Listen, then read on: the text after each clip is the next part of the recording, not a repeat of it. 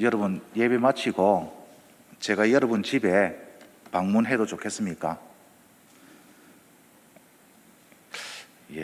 아직 준비가 덜 됐는 것 같습니다.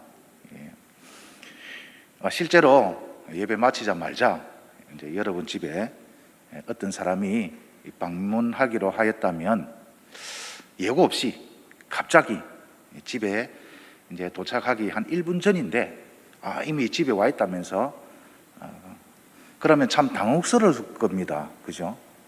근데 당혹스럽지 않는 사람이 전혀 부담이 없는 사람도 있습니다. 왜냐하면 언제든지 누가 와도 맞을 준비가 잘 되어 있는 사람은 전혀 당혹스럽지 않죠. 오히려 환영하고 아이고 잘 왔다. 그래 무슨 일로 오셨는지 들어가서 이야기합시다 라는 가정이 있는가 하면 좀 당황스럽고 좀 부담이 되는 집은 아무래도 남에게 보여주기에 조금 부끄러울 정도로 정리정돈이 잘 안 됐거나 그죠? 또 나하고는 전혀 관계없는 사람, 진짜 얼굴도 보기 싫은 원수 같은 사람이 우리 집에 찾아온다 하면은 더더구나 준비도 안 돼 있는 데다가 그런 상대가 찾아온다면은 단번에 거절할 겁니다. 왜 만나러 오냐고. 나는 당신 만날 일이 없다고 당장 가라고 약속을 그렇게 성사시켜 주지 않을 것입니다. 누가 방문하느냐에 따라서 우리의 마음이 달라질 수가 있습니다. 그죠? 또 맞을 준비가 되어 있는지 되어 있지 않는지 그것에 따라서 또 환영하기도 하고 또 참 맞아야 하기에 부담스러울 수가 있을 것입니다. 부담감이 1도 없을 때, 또 부끄러운 부분이 전혀 없을 때 우리는 얼마든지 환영을 할 수가 있을 것입니다. 짐작이 가시죠? 예수님이 지금 당장 오신다면 여러분은 사도 요한처럼 아멘, 주 예수여 오시옵소서 이렇게 주님을 맞을 준비가 다 되어 있습니까? 그러면 변상기 목사님은 준비 다 되어 있습니까? 물은다면 조금 자신이 없을 것 같아요. 왜 이런 부담감이 생길까? 왜 나는 사도 요한처럼 자신 있게 아멘 주 예수여 언제든지 오십시오. 저는 만반의 준비가 다 되어 있습니다. 이렇게 자신 있게 말할 수가 없는가? 이런 질문으로 오늘 주님이 듣고 싶어 하시는 답은 어떤 답인지 우리가 한번 살펴보기를 원합니다. 주님은 반드시 오십니다. 믿으십니까? 언제 오십니까? 그때는 아무도 모릅니다. 그런데 주님은 속히 온다, 속히 가겠다 그렇게 말씀하십니다. 오늘 7절과 12절과 24절에 보면 내가 속히 오리니 이렇게 말씀하십니다. 마지막에는 진짜로 내가 속히 가겠다 그 말씀을 하셨습니다. 속히 오신다 하신 주님이 2000년이 넘도록 아직 오시지 않고 있습니다. 왜일까요? 왜 예수님은 사도 요한 당시에 유배되어 있는 밤모섬에 요한에게 내가 속히 가겠다 그런 약속을 하셨을까요? 그것은 다름이 아니라 그 당시에 성도들이 겪고 있는 환난과 핍박 속에 성도들을 위로하기 위해서 지금 당장 그렇게 가겠다고 말씀하셨습니다. 그런데도 불구하고 하루 이틀, 사흘날, 1년, 2년 지나도 주님이 속히 오시지 않는 것 때문에 성도들은 예수님은 거짓말쟁이야, 예수님의 약속은 하나도 믿을 게 못 돼 하면서 신앙을 버리고 하나님을 떠났을까요? 아니면 그럼에도 불구하고 예수님이 그렇게 약속하신 것은 진정한 의미가 있다라는 것을 깨달아 안고 끝까지 믿음을 지키고 신앙을 지키며 그렇게 인내하며 주님이 오실 약속을 기다렸을까요? 아무래도 후자겠죠. 우리는 이렇게 생각합니다. 2000년이 지나도록 오시지 않는 주님, 또 언제 올지도 모르는 주님, 올 때 되면 오겠지 하고 마음을 푹 넣고 그렇게 살아가고 있습니다.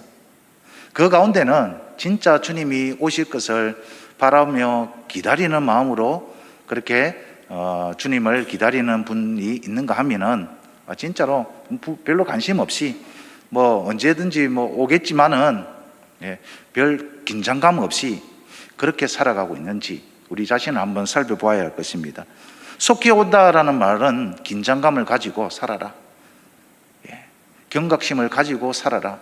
언제 올지 모르니, 언제 갈지 모르니 항상 긴장하며 살아야 한다라는 주님의 그런 마음이 담겨 있습니다.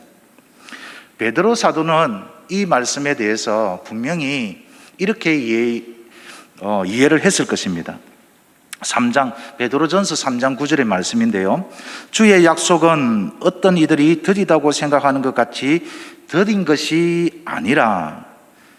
자, 주위에 많은 사람들이 봐라, 예수님이 속히 온다고 말했는데 안 오는 것, 그것은 너무 연기되거나 주님이 약속을 잊어버리신 것이다 라고 생각할 것이 아니라, 주님께서 그렇게 더딘 이유는 오직 주께서는 너희를 대하여 오래 참으사 아무도 멸망하지 아니하고 다 회개하기에 이르기를 원하시느니라. 주님이 우리가 생각하기는 더딘 것 같은데, 더디 오시는 것 같은데, 그 이유는 오래 참으시사 모두가 멸망하지 않고 다 회개하여 구원받기를 원하시는 주님이시기 때문에 기회를 주고 있는 것이다. 그러면서 사랑하는 자들아, 주께는 하루가 천년 같고 천년이 하루 같다는 이 한 가지를 잊지 마라. 그렇게 말씀하셨습니다. 우리에게는 참 시간이 중요하죠. 1년이 중요하고 2년이 중요합니다. 그러나 주님께는 이 시간도 별 의미가 없는 것은, 우리는 시간의 제약을 받고 살아가지만 주님은 시간을 초월하신 분이시고 공간을 초월하신 분이십니다.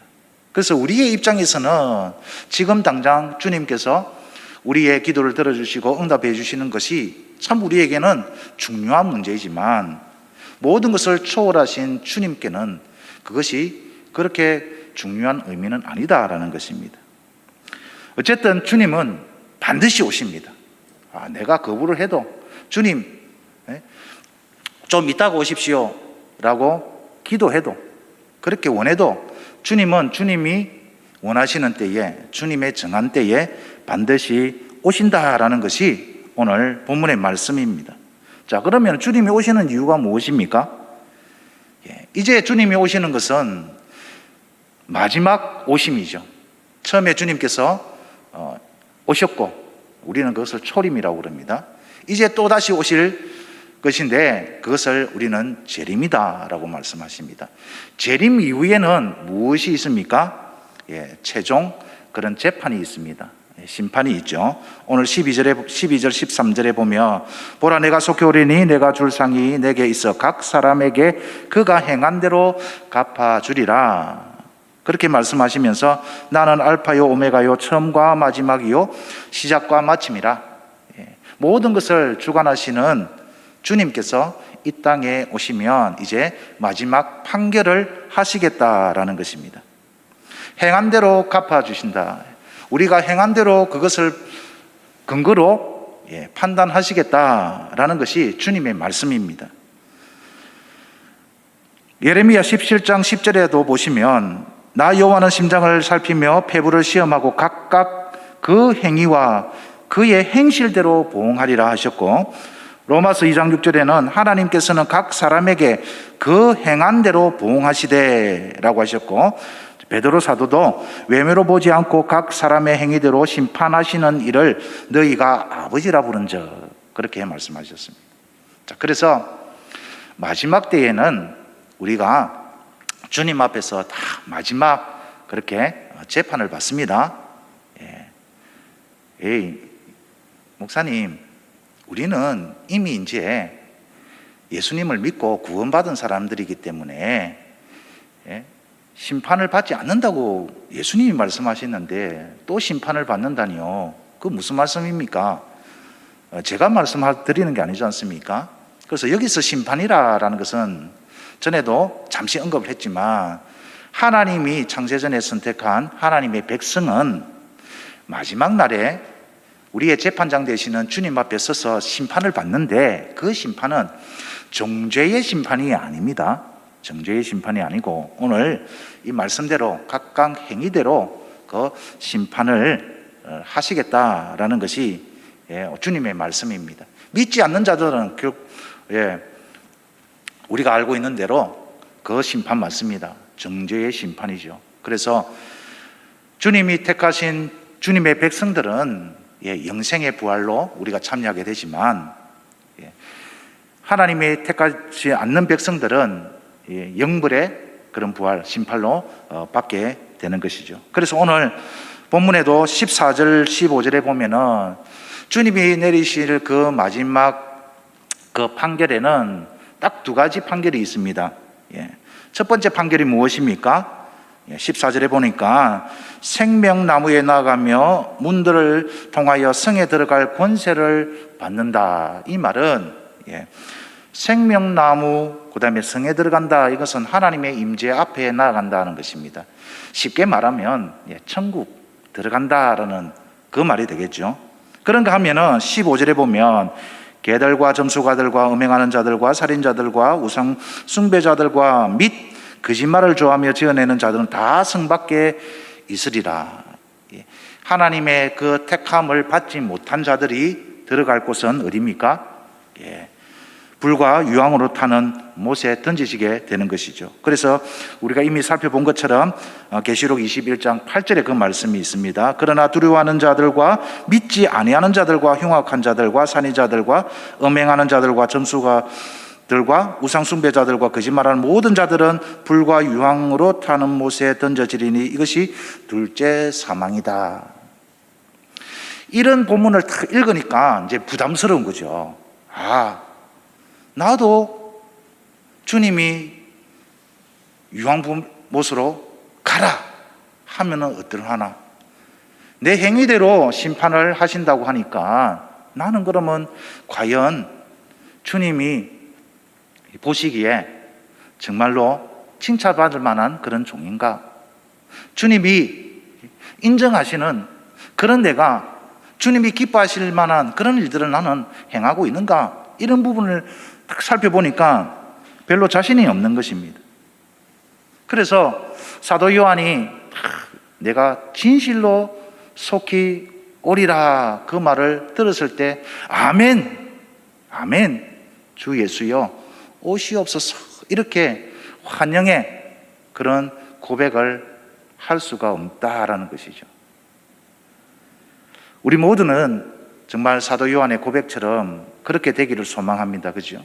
전혀 부담 없이 주님이 언제 오시든지 주님 맞을 그럴 준비, 주님 언제든지 오십시오. 이런 환영의 고백을 하고 싶어 하는 것이 우리 모든 성도들의 바람일 것입니다. 그러면 우리는 어떻게 하면은 이 사도 요한처럼 자신 있게 아멘 주 예수여 오시옵소서 이렇게 환영의 고백을 할 수가 있는 것일까요? 첫 번째, 하나님의 말씀을 잘 지켜야 합니다. 오늘 7절을 보면 예수님이 이 말씀을 하십니다. 보라 내가 속히 오리니 이 두루마리의 예언의 말씀을 지키는 자는 복이 있으리라. 여기서 복이 있다라는 것은 어떤 의미겠습니까? 결국 하나님과 새 하늘과 새 땅에서 영원토록 함께 하실 그 복을 이야기하는 거겠죠. 조건이 무엇입니까? 두루마리의 예언의 말씀을 지키는 자. 어떻게 보면은 오늘 오전에 또 담임 목사님께서 말씀하신 게 행위로 우리가 구원을 받는 것 같습니다. 그 구원의 조건이 마치 행위에 있는 것 같습니다. 그러나 우리가 오해해서는 안 될 것이 있습니다. 먼저 우리는 전적인 하나님의 은혜로 구원을 받습니다. 그 전적인 하나님의 은혜라는 것은 이미 창세전에 하나님은 당신의 백성을 선택하셨고 예전 가운데 예수 그리스도의 그 십자가의 보혈로 통하여서 구원을 선물로 주셨습니다. 값없이 은혜를 받은 자들은 하나님의 백성이 틀림없이 맞습니다. 그리고 그 하나님의 선택에는 조금도 오류가 없습니다. 하나님의 후회하심도 없고요, 변개하심도 없으십니다. 믿으십니까? 그런데 문제는 내가 그 구원의 선물을 받았는지 받지 않았는지 어떻게 알 수 있습니까? 그래서 이 행위와 믿음은 동전의 양면과도 같은 것입니다. 동전의 양면은 떼어지지 않죠. 딱 붙어 있는 것입니다. 그래서 참 하나님의 그 구원, 진짜 구원을 은혜로 받은 사람의 그 마음은 어떤 마음이냐? 하나님의 말씀을 지키고 싶은 거예요. 하나님을 사랑하니까 하나님의 계명이 무거운 것이 아닙니다. 하나님이 말씀하시면 그것이 부담감으로 다가오고 내가 저런 거 지켜야 되느냐 이런 마음이 아니라, 왜 내가 저런 말을 내가 들어야 하느냐 이런 거부감이 아니라, 그래 하나님이 나를 사랑하시니까 내가 하나님의 백성이니까 지키는 거 당연하지. 그렇게 해서 그 말씀을 달갑게 지킨다는 것입니다.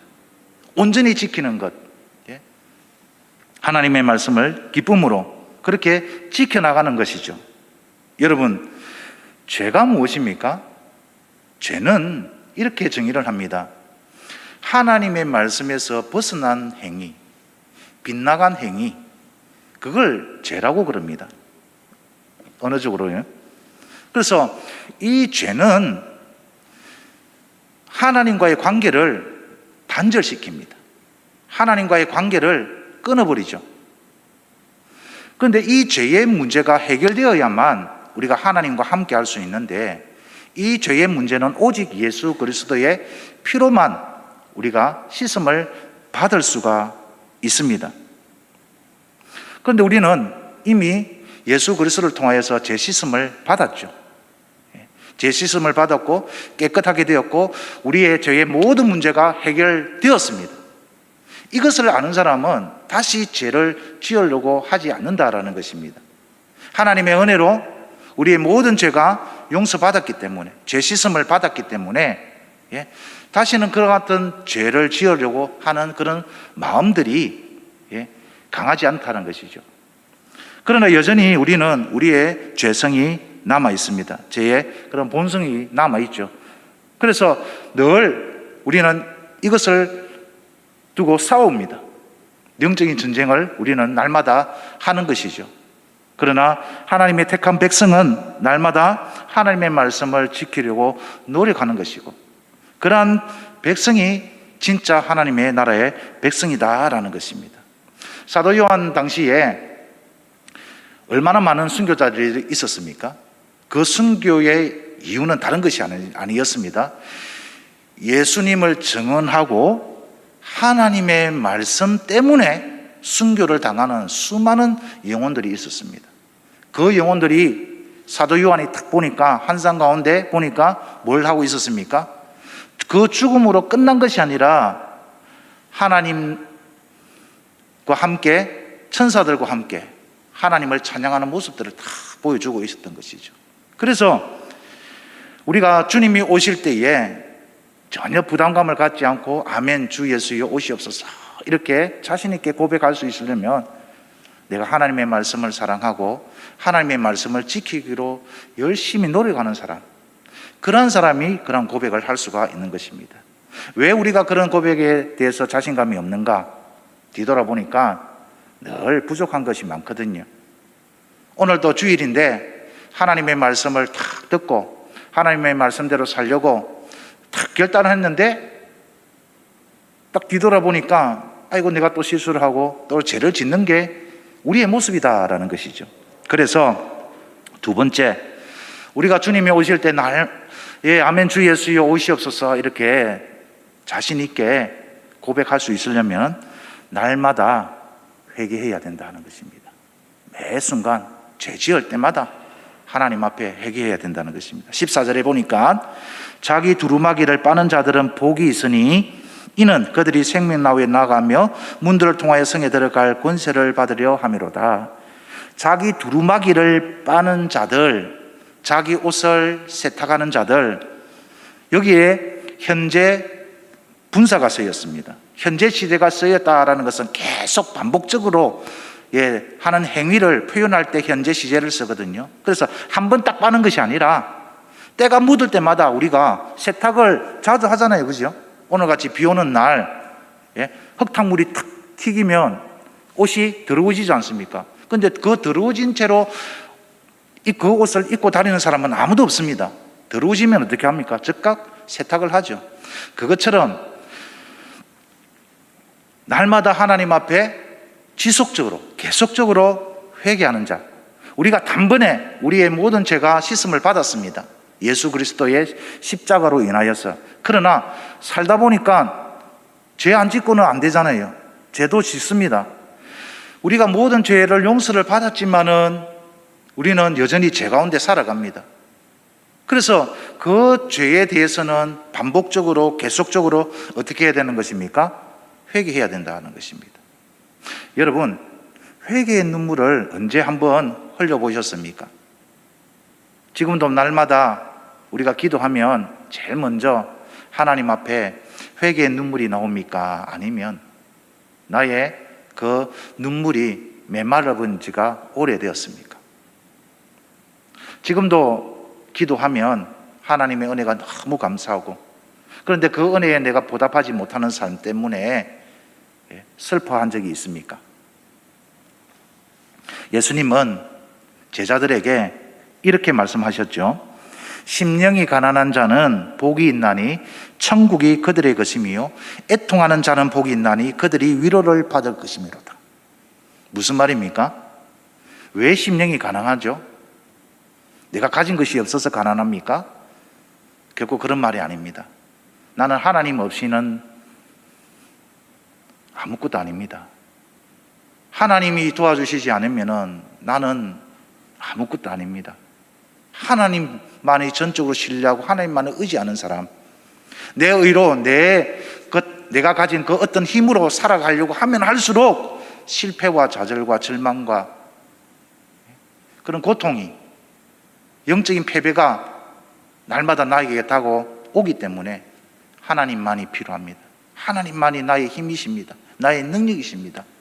그래서 자신이 지은 그런 연약함 때문에, 자신이 갖고 있는 그 연약함 때문에 날마다 애통하는 사람, 슬피 울며 고통스러워하는 사람, 이런 자들이 하나님의 나라에서 위로를 받는 것이고 천국이 그들의 것이다 라는 것이죠. 그래서 현재의 그 믿음과 그 회개는 계속 되어야 됩니다. 게을리해서는 안 됩니다. 나는 이미 이제 구원받았고 심판 받지 않는다고 했는데 무슨 회개, 그런 마음을 가지는 것은 불가능한 것이죠. 오히려 하나님의 말씀을 지키려고 하면 할수록 나의 힘과 능력만으로는 부족한 것이고 늘 깨어 넘어지는 것이 나의 본 모습, 나의 비참한 모습임을 깨달으면 깨달을수록 어떤 마음인 것입니까? 하나님 전에 나오면은 죄스럽고 송구스럽고 부끄럽고 그런 마음이지 않습니까? 그런데 말씀을 들으면 그럼에도 불구하고 하나님은 여전히 나를 사랑하시고 그 사랑은 변함없는 사랑이고 끝까지 그 능력이 지속되는 그런 사랑임을 우리가 매 예배 시간마다 확인할 때에 우리는 하나님 앞에 진정으로 회개하며 결단할 수가 있는 것입니다. 참 저도 제 모습을 돌아보면은 내가 언제 참 하나님 앞에 회개의 눈물을 흘리며 그렇게 하나님 앞에 기도해 적이 얼마나 오래되었는가 라는 것을 느낄 수가 있습니다. 참 강도사로 왔을 때는 열정이 대단했고 매 기도할 때마다 눈물이 펑펑 쏟아지며 매주일 중고등부 아이들하고 그렇게 찬양할 때나 기도할 때 그렇게 많이 흘리던 눈물이 한 해 두 해 지나가고 나면서 내 의가 자꾸 살아나고 나는 잘 살고 있는 것 같이 목사니까 그런 마음이 강하다 보니까 어느새 눈물이 많이 메말랐다라는 것을 깨닫게 되었습니다. 사랑하는 성도 여러분, 우리는 하나님 앞에서 날마다 이 회개의 눈물을 흘려야 됩니다. 부끄러운 것이 아니죠. 오히려 그 눈물로 통하여서 하나님의 위로를 경험하고 하나님과 점점 더 가까워짐을 우리가 경험할 때에 언제든지 주님 맞을 준비가 되어 있다라는 것입니다. 마지막 세 번째, 우리가 사도 요한처럼 아멘 주 예수여 오시옵소서라고 주님을 맞이하려면 복음 전하는 우리의 사명에 충성을 다해야 된다라는 것입니다. 17절을 보시면 성령과 신부가 말씀하시기를 오라 하시는도다. 듣는 자도 오라 할 것이요 목마른 자도 올 것이요 또 원하는 자는 값없이 생명수를 받으리라 하시더라. 여기서 성령과 신부가 말씀하시기를, 이 말은 성령과 이 신부는 우리 성도를 말하는 것을 알고 계시죠, 그죠? 그래서 성령과 신부가 따로따로 이렇게 말씀을 하면서 같이 오라 이렇게 말하는 것이 아니라, 성도는, 교회는 성령의 감동을 받고 성령의 인도하심을 따라 한 목소리로 그렇게 말하는 것이죠. 그래서 성령이 주시는 영감으로 말하는 것입니다. 그 말의 내용이 뭐라는 것입니까? 오라, 확신을 가지고, 믿음과 확신을 가지고 담대하게 와보라, 오라. 왜요? 거기에 영원히 목마르지 아니하는 생명수가 있기 때문에. 이곳에 영원히 목마르지 않는 생명수, 당신들의 그 갈급함을 채워줄 수 있는 것은 이 세상에 아무것도 없으니, 당신들의 그 가람을 해결해 줄 수 있는 분은 오직 예수 그리스도 뿐이니 이곳에 와서 값없이 그 생명수를 받으라고 확신에 차며 복음을 전하는 그 사명을 감당하는 자들, 주님이 오실 때에 아멘 주 예수여 오시옵소서 이렇게 환영을 할 수 있다라는 것입니다. 사도 요한 당시에 수많은 순교자들이 왜 죽었다고요? 예수님을 증언하고 하나님의 말씀을 지키는 것 때문에 순교를 하였습니다. 그런 믿음과 확신, 죽음까지도 내가 불사하고 내가 하나님의 나라 백성으로서 하나님의 나라 백성답게 내가 살며 이 세상에 하나님의 복음을, 하나님의 나라를 증거함에 있어서 자기 목숨도 아끼지 않고 사명을 감당하는 자, 그런 자는 주님에 대한 거부감이 전혀 없습니다. 주님이 언제 오시든 맞을 준비가 되어 있다라는 것이죠. 우리는 하나님의 백성으로 살아가는 것입니다. 이 세상에서 우리는 그리스도인으로 사는 것이죠. 하나님이 우리를 부르신 데는 분명한 사명, 목적이 있습니다. 그래서 베드로 사도는 이렇게 그 사명에 대해서 말씀을 하십니다. 그러나 너희는 택하신 족속이요 왕같은 제사장들이요 거룩한 나라요 그의 소유된 백성이니 이는 너희를 어두운 데서 불러내어 그의 기이한 빛에 들어가게 하신 이의 아름다운 덕을 선포하게 하려 하심이라.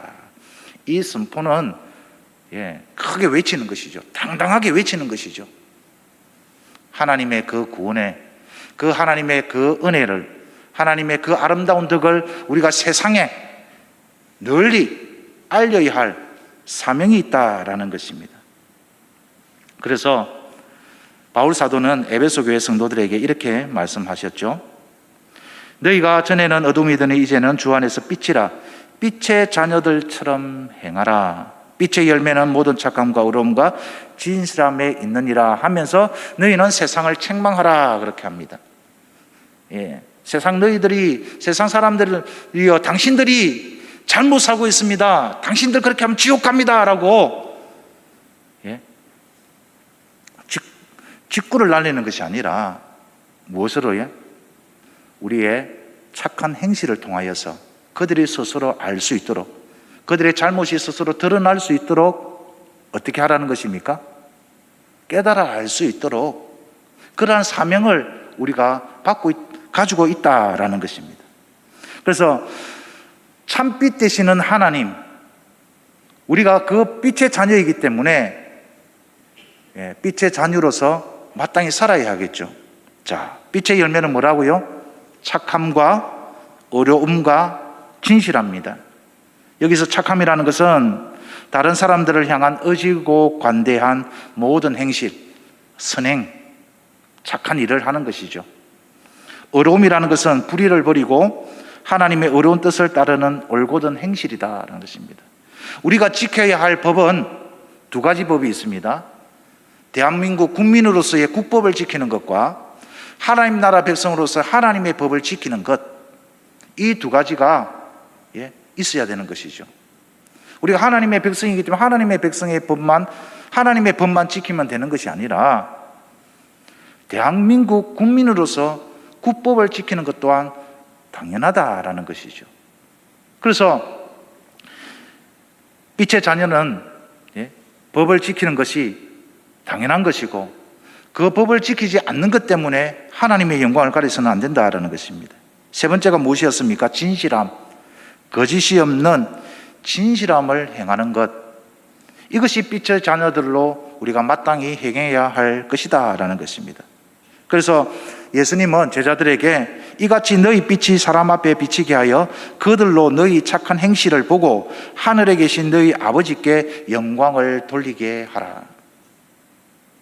우리는 이제 코로나 시대를 우리가 이렇게 맞이하여서 보내고 있습니다. 교회에서 우리가 예배하는 것도 참 어렵게 우리가 예배를 드리고 있습니다. 세상에서 우리가 많은 시간을 두고 우리가 살아가고 있습니다. 세상 사람들이 우리를 주목하여 보고 있겠죠. 무엇을 보고 있겠습니까? 결국 우리의 삶을 보고 있는 것입니다. 이런 어려운 시대에 당신들은 이 어려움, 이 위기를 어떻게 극복해 나가는지 참 관심을 가지고 보고 있을 것입니다. 세상 사람들은 두려워하고 떨고하고 공포 속에 사여 살아가고 있습니다. 그러나 빛의 자녀인 우리는 어떻게 살아야 되는 것입니까? 하나님 주시는 평강 속에서 하나님이 주시는 약속을, 말씀을 붙잡고 우리는 날마다 살아야 하는 것이죠. 그 빛의 자녀답게 사는 것이 뭐라고 했습니까? 착하게 사는 것이고, 법을 지키고 사는 것이고, 진실하게 사는 것이다라는 것입니다. 하나님의 복음을 우리가 전할 때 말로만 전하는 것이 아니라 우리의 삶의 그러한 모습을 통해서 우리가 전할 때에 그 사명을 잘 감당하는 것이고, 결국 주님이 오실 때에, 마지막 재판 때에 우리의 행함으로 그 판단을 하시고, 또 우리가 사명을 잘 감당함에 있어서 최종 판결이 무엇이겠습니까? 착하고 충성된 종이라 칭찬해 주실 것입니다. 말씀을 정리하겠습니다. 사랑하는 성도 여러분, 또 댁에 계시는 우리 성도 여러분, 주님이 당장 지금 이 순간 오시면 어떤 말씀을 하실까요? 지금 당장 온다면 여러분 어떻게 대답하시겠습니까? 주님 잠시만요, 제 옷 좀 다시 갈아입고 맞을 준비하겠습니다, 이렇게 하시겠습니까? 아니면 주님 오십시오, 제가 주님 맞으려고 이렇게 주님 전에 나와 있습니다, 이런 말씀을 하시겠습니까? 주님 조금만 더 있다 오시면 안 되겠습니까? 제가 솔직히 고백하면 우리 가족 해외여행 가려고 적금 들어놓은 게 있는데 그게 다음 달 만기거든요. 내 평생의 소원 천국 가는 건 아니라 내 평생의 소원 우리 가족과 함께 해외여행 한번 가보는 건데 10년 동안 그거 가려고 적금료가 만기가 이제 다음 달인데 주님 지금 오시면 어떡합니까? 주님 결혼이라도 해보고 제가 천국 가야 안 되겠습니까? 날 받아난 지가 이제 다음 주인데 일주일밖에 안 됐는데 주님 오신다면